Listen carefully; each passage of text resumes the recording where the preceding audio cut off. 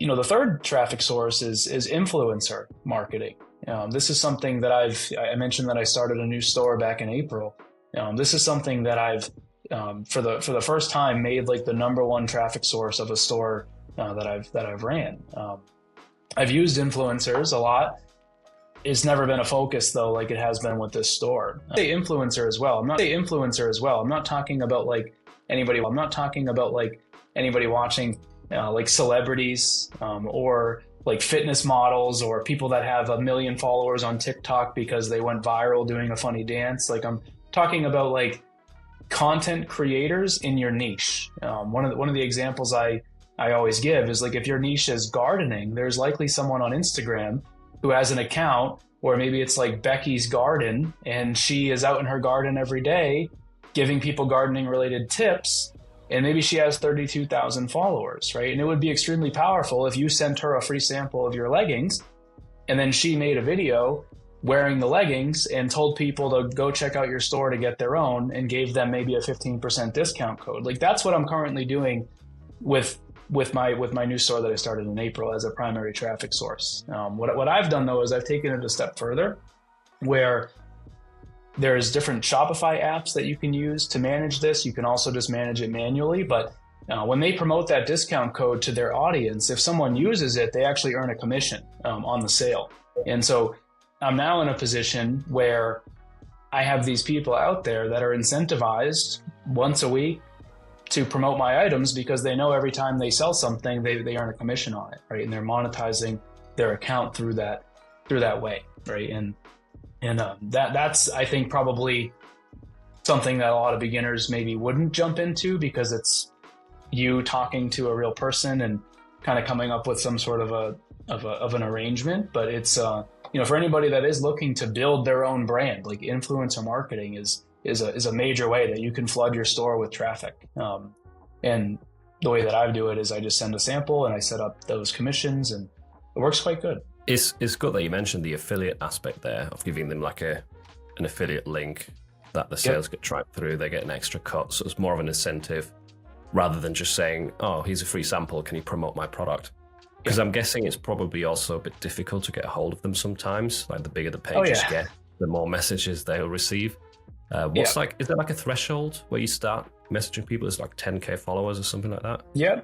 I basically have the mindset that anybody that has like over 100,000 followers might not want to just promote your item for a free sample. Now, there's a high chance that person is probably already doing something with other brands where maybe it's more worth their time to focus on that than to work with you to promote the sample. So I typically look for what's called like a micro influencer.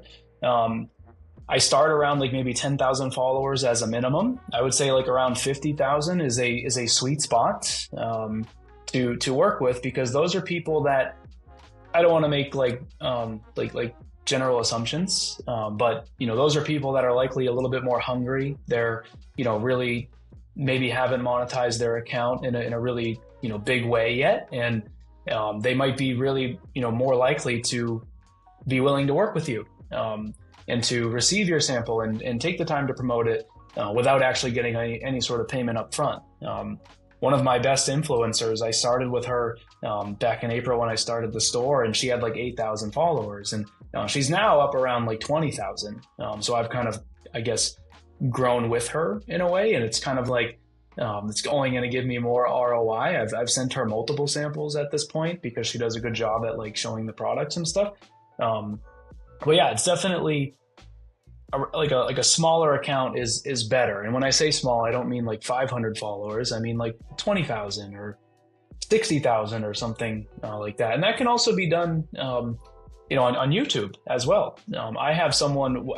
I'm working with one influencer who is on YouTube. They have about 50,000 subscribers. They're in my niche. I mentioned I was doing like some farming related stuff, so they have a channel that is all about their own farm. And I sell wall decor for people that are, interested in farming. And I sent them a sample of the wall decor and they hung it on their garden fence. And in their videos, when they walk by it, they tell people that they can go to the link in the description and use their discount code to save money on their own custom sign. And it works really well. So, like I said, very underutilized traffic source, and it's a way that you can quite literally get lots of people on your store very quickly.